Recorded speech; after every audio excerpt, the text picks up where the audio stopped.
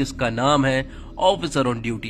तो video start करते हैं, और अगर वीडियो अच्छा लगे तो वीडियो को लाइक करके चैनल को सब्सक्राइब जरूर कीजिएगा ताकि आपको इसी तरह के लेटेस्ट और फ्रेश कंटेंट मिलते रहे। तो फिल्म की शुरुआत होती है जोसेफ नाम के इंस्पेक्टर से, जो कि अपने घर में अकेला था और वो एक लेटर लिख रहा था। थोड़ी देर के बाद ही वो अपने कमरे में वापस आता है और वहाँ अपने फांसी के फंदे से लटक जाता है और खुद की जान दे देता है। जिस कमरे में जोसेफ ने जान दी थी उसी कमरे में हम एक गैंग को भी बैठा हुआ देख पाते हैं, जिसमें 5 लोग थे, और ये सीन यहीं पर कट हो जाता है। अब 8 महीने बाद का सीन दिखाया जाता है, जहाँ एक पुलिस स्टेशन में एक बस आ जाती है और उस बस के कंडक्टर यहाँ पर पुलिस वाले को बताता है कि हमारी बस में एक चोरी हो चुकी है, जिसमें एक बूढ़ी औरत की चेन चोरी हो चुकी है। और उस बूढ़ी औरत का मानना ये है कि उसके बाजू वाली ही 2 औरतों पर उसे शक है और इन्होंने ही चेन चुराई होगी। सबसे पहले तो पूरी बस को चेक किया जाता है कि कहीं चेन बस में ही तो नहीं पड़ी है, लेकिन बस में तो ऐसा कुछ भी नहीं मिला था। जिसके बाद एसआई रविशंकर उन दोनों औरतों से कहता है कि अगर चेन चुराई हो तो अभी चुपचाप से दे दो, कोई भी केस फाइल नहीं होगा, लेकिन अगर हमारे सीआई सर यहाँ पर आ गए तो बहुत बड़ी प्रॉब्लम हो सकती है। पर दोनों औरतों का कहना ये था कि उन्होंने चेन नहीं चुराई है। और थोड़ी देर के बाद ही यहाँ पर सीआई हरिशंकर की एंट्री हो जाती है, जो कि बहुत ही गुस्सेल वाला आदमी है। जब उसे बताया जाता है कि इन दोनों औरतों पर शक है तो यहाँ वो पहली औरत से कहने लगता है कि चैन वापस करो। वो औरत बताती है कि मैंने चैन नहीं चुराई है और वो प्रेग्नेंट भी है। तब हरिशंकर उस पहली औरत को बुरी तरह से मारने लगता है। ये देखकर दूसरी औरत पूरी तरह से डर जाती है और वो सर से कहने लगती है कि चैन हमने ही चुराई है और वो चैन हमारे ही पास है। वो चैन वापस कर देती है। लेकिन इस केस को देखते हुए हरिशंकर यहाँ के सारे पुलिस वालों को बुरी तरह से चिल्लाता है कि आखिरकार तुम्हारा दिमाग नहीं चल सकता तो पुलिस ऑफिसर की नौकरी ज्वाइन ही क्यों की है। तभी यहाँ पर एसआई रविशंकर हरि सर से कहता है कि सर, अगर वो औरत सचमुच ही प्रेग्नेंट रही तो हम सबकी नौकरी जा सकती है, क्या हमें उसे रोकना चाहिए? तब हरिशंकर उससे कहता है कि तू अपनी नौकरी पर ध्यान दे, मुझे मत सिखा कि मुझे क्या करना है। लेकिन रविशंकर को तो काफी डर लग रहा था, इसलिए वो डीवाईएसपी के पास कॉल करके उन्हें सब कुछ बताता है। वो बताता है कि हरिशंकर सर ने उस औरत को बुरी तरह से लात मारी, वो औरत प्रेग्नेंट है और अगर वो सचमुच ही प्रेग्नेंट रही तो हम सबकी नौकरी जा सकती है। तब डीवाईएसपी तुरंत ही हरिशंकर के पास कॉल करता है, लेकिन यहाँ पर हरिशंकर डीवाईएसपी को ही चिल्ला देता है और कहता है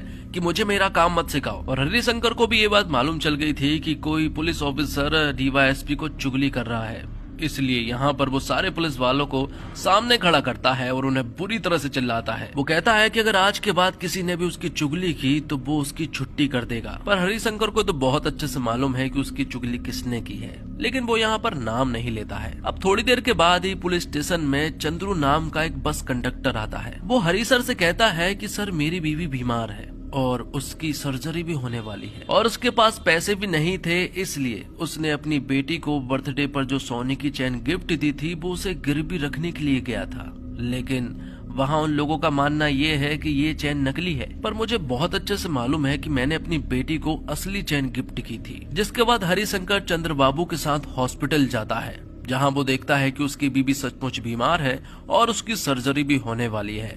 उसके साथ उसकी बेटी भी मौजूद थी। तब हरिशंकर यहाँ चंद्रबाबू की बेटी से पूछताछ करने लगता है। उसे वो कमरे से बाहर ले जाता है। पूछताछ के दौरान हरिशंकर पहले 2 मिनट में ही समझ जाता है कि चंद्रू की बेटी झूठ बोल रही है। तब वो सब कुछ सच बता देती है। वो बता देती है कि सर, मेरे हाथ से वो चैन गुम हो गई है। लेकिन यहाँ भी वो झूठ बोल रही थी। लेकिन आखिर में वो सब सच बता देती है कि वो किसी लड़के को पसंद करती थी और उसी वजह से ये सारा काम खराब हुआ है। तो अब हरिशंकर उस चैन की फोटो खींचकर अपनी स्क्वाड ग्रुप में भेज देता है और अपने ऑफिसर से इस चैन के बारे में पता करने के लिए कहता है। अब ऑफिसर शहर के सारे ज्वेलरी शॉप पर जाते हैं और इस चैन के बारे में पता करने लगते हैं। लेकिन शहर में सैकड़ों ज्वेलरी शॉप थे। वो ऑफिसर सोच रहे थे कि हम इस चैन के बारे में पता कर पाएंगे भी या फिर नहीं, लेकिन दूसरा पुलिस ऑफिसर उससे कहता है कि अगर हमने सारे ज्वेलरी शॉप को चेक नहीं किए तो हरिशंकर सर वापस आएंगे और फिर वो खुद चेक करेंगे और फिर हमारी नौकरी खतरे में जा सकती है। बहुत सारे इन्वेस्टिगेशन के बाद उन्हें उस चैन की इन्फॉर्मेशन मिल जाती है। साथ ही उन्हें ये बात भी मालूम चल जाती है कि इसी तरह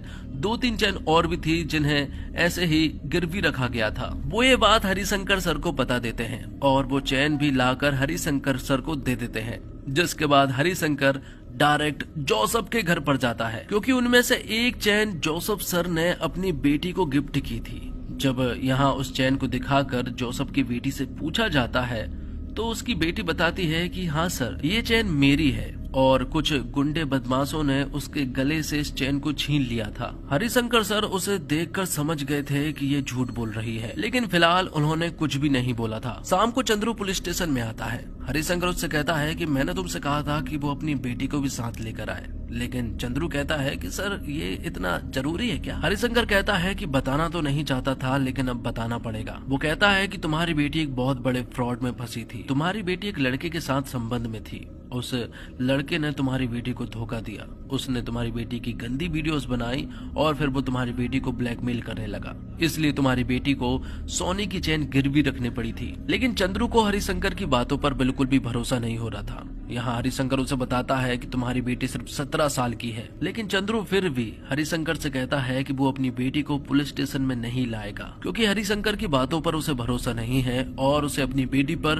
हद से ज्यादा भरोसा है। जिसके बाद हरिशंकर डीवाईएसपी साहुल से मिलता है। यहाँ पर साहुल उसे बताता है कि अब तुम इस केस पर काम नहीं करोगे, तुम्हें हैदराबाद भेजा जा रहा है साइबर ट्रेनिंग के लिए। लेकिन हरिशंकर बहुत अच्छे से जानता है कि ये केस उसके लिए बहुत ज्यादा जरूरी है, इसलिए वो साहुल से कहता है कि वो कहीं भी नहीं जाने वाला है, वो इस केस पर ही काम करेगा। अब हरिशंकर जब अपने घर पहुंचा तो वो अपनी बीवी गीता को भी बताता है कि डीवाईएसपी साहुल उसे हैदराबाद भेजना चाहते हैं साइबर ट्रेनिंग के लिए, लेकिन वो इस केस पर काम करेगा और लोगों के बारे में पता कर रहेगा। तभी हरिशंकर के पास एक कॉल आता है और उसे बताया जाता है कि चंद्रबाबू की बेटी ने आत्महत्या कर ली है, उसने फांसी लगा ली थी। और वह चंद्रबाबू हरिशंकर के ऊपर बहुत ज्यादा भड़का हुआ था, क्योंकि उसका मानना ये है कि ये सब कुछ हरिशंकर की वजह से हुआ है। लेकिन हरिशंकर उससे कहता है कि ये सब कुछ मेरी वजह से नहीं बल्कि उन लोगों की वजह से हुआ है जिन लोगों ने तुम्हारी बेटी को धोखा दिया है। अब हरिशंकर जैसे ही चंद्रबाबू की बेटी को देखने के लिए जाता है तो वो पूरी तरह से हैरान रह गया था। उसे अपने फ्लैशबैक के सीन याद आने लगते हैं, उसे अलग तरह की एंजाइटी होने लगती है, सांस लेने में प्रॉब्लम होने लगती है। जैसे तैसे उसे घर भेजा जाता है, जहां पर कि गीता समझ चुकी थी कि उसके साथ कुछ बुरा हुआ है। और फिर थोड़ी देर के बाद ही हरिशंकर अपनी बीवी से अपनी बेटी चित्रा के बारे में पूछने लगता है, जो कि इस दुनिया में नहीं है, क्योंकि उसने भी खुद को फांसी लगाकर आत्महत्या कर ली थी। लेकिन यहाँ पर हरिशंकर गीता को मारने लगता है। तब गीता चिल्लाते हुए हरिशंकर से कहती है कि तुम्हारी वजह से ही तुम्हारी लड़की मारी गई है। जिसके बाद एक फ्लैशबैक का सीन दिखाया जाता है, जहाँ पर कि हरिशंकर श्याम नाम के एक लड़के का पीछा कर रहा था। वो उसे पकड़ लेता है और पुलिस स्टेशन ले आता है। मालूम चलता है कि सत्या ने एएसआई थॉमस की 16 साल की बेटी का गंदा वीडियो बनाया था। तब डीवाईएसपी साहुल ने गीता के पास कॉल किया था और उससे कहा था कि कुछ भी करो लेकिन हरिशंकर को घर लेकर आओ, क्योंकि अभी उसका वहाँ पर रहना बिल्कुल भी ठीक नहीं होगा। थोड़ी देर के बाद ही एएसआई थॉमस जेल में आता है और यहाँ आकर वो सत्या को बुरी तरह से मारने लगता है। सत्या कहता है कि सिर्फ तेरी बेटी की ही वीडियो नहीं है मेरे पास, बल्कि बहुत सारी लड़कियों की वीडियोस मेरे पास है। तब हरिशंकर जब उस लैपटॉप को चेक करने लगता है तो उस लैपटॉप में यहाँ पर हरिशंकर को अपनी बेटी नीला की भी वीडियो दिखाई पड़ती है, जो कि गंदी वीडियो थी और सत्या ने उसे फंसाकर इस तरह की वीडियोस बनाई थी। ये देखकर हरिशंकर पूरी तरह से हैरान रह गया था। जिसके बाद वो सत्या को इतनी बुरी तरह से मारता है कि यहाँ पर हरिशंकर ने सत्या की जान ले ली थी। वहाँ दूसरी तरफ गीता को भी ये बात मालूम चल चुकी थी। वो अपनी बेटी नीला के साथ थी। नीला यहाँ पर अपनी माँ से कहती है कि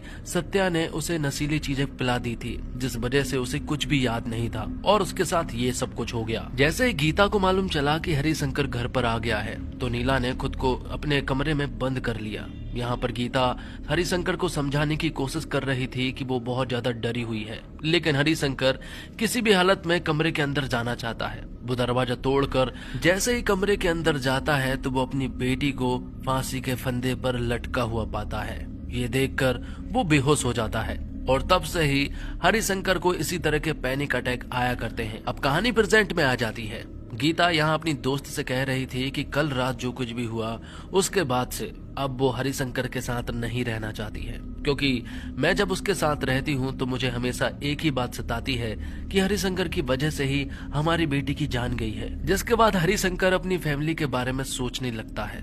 उसकी 4 लोगों की फैमिली थी और वो बहुत ज्यादा खुश रहा करते थे। अब आगे हम देखते हैं कि एएसआई थॉमस जो है वो बहुत महीनों से जेल में थे और वो आज ही रिलीज हुए हैं। सत्या की जान हरिशंकर ने ली थी, लेकिन एएसआई थॉमस ने उसका इल्जाम अपने सर ले लिया था। ऐसा उन्होंने क्यों किया था ये वजह हरिशंकर जानना चाहता था, इसलिए जब आज एएसआई थॉमस जेल से रिहा हुए हैं तो वो ये बात जानना चाहता था। ये बात एएसआई थॉमस की पत्नी भी जानती है, जिसके बाद हरिशंकर डीवाईएसपी साहुल से मिलने के लिए जाता है। डीवाईएसपी साहुल कहता है कि एएसआई थॉमस ने इल्जाम अपने सर इसलिए लिया था क्योंकि अगर वो नहीं लेते तो शायद पूरा डिपार्टमेंट सस्पेंड हो जाता। अब रात को एएसआई थॉमस और उसकी पत्नी साथ में बैठे हुए थे, तभी अचानक से आधी रात को उसके घर में 5 लोग घुस जाते हैं। दरअसल में ये लोग बताते हैं कि वो एलिस के दोस्त है, जो कि एएसआई थॉमस की बेटी थी जिसने फांसी लगाकर खुद की जान ले ली थी। ये 5 लोग बताते हैं कि वो एलिस के साथ 12th क्लास में साथ में पढ़ा करते थे,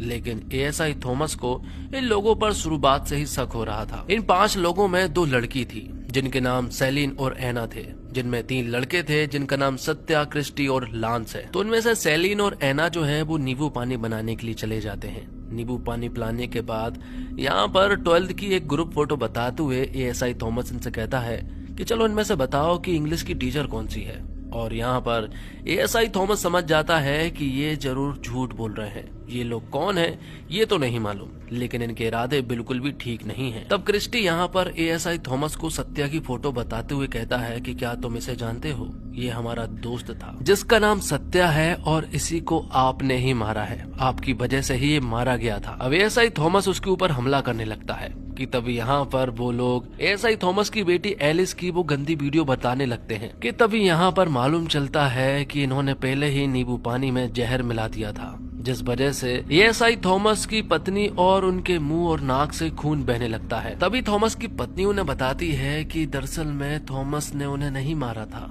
बल्कि हरिशंकर ने सत्या को मारा था।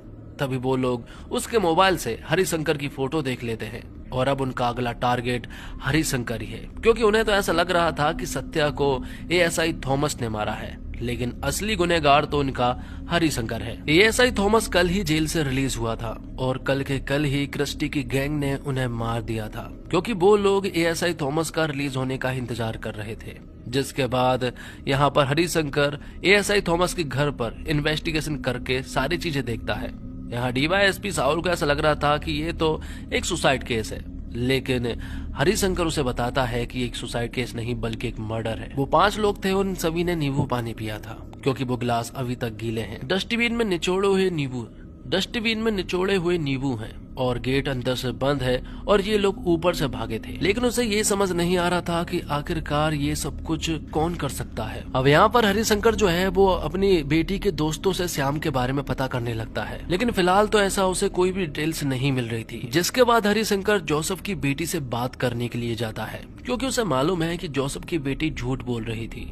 तब वो सच बताती है कि दरअसल में उसके साथ भी ऐसा ही कुछ हुआ था, उसका भी गंदा वीडियो बनाया गया था। तब हरिशंकर को तीसरी चेन की डिटेल्स मिल गई थी। वो उस लड़की से पूछताछ करने के लिए जाता है कि आखिरकार तुम्हें ये चेन कहाँ मिली थी। तो वो लड़की बताती है कि वो एक मॉल में काम किया करती थी और वहीं पर उसे एक जीन्स में ये चेन मिली थी और ये बात लगभग 3 महीने पहले की है। तब हरिशंकर तुरंत ही उस मॉल में जाता है और वहाँ के सारे सीसीटीवी फुटेज को चेक करता है। चेक करने पर उसे यहाँ पर एना नाम की लड़की दिखाई पड़ती है और इसी लड़की के द्वारा ही उस जीन्स को बदला गया था और उसी जीन्स में से ये चेन भी मिली थी। तो अब हरिशंकर एना के बारे में पता करने लगता है कि तभी हम देखते हैं कि एना के बाकी के साथी जो है वो उसी के आजू बाजू मौजूद थे, जो कि हरिशंकर को टारगेट कर रहे थे। लेकिन यहाँ पर हरिशंकर को कुछ भी नहीं मालूम था, जबकि क्रिस्टी और उसके गैंग के लोग तो हरिशंकर के ऊपर हमला करने वाले थे। लेकिन अब उन्हें पीछे हटना पड़ेगा क्योंकि हरिशंकर ने उनकी गैंग के एना को पहचान लिया है,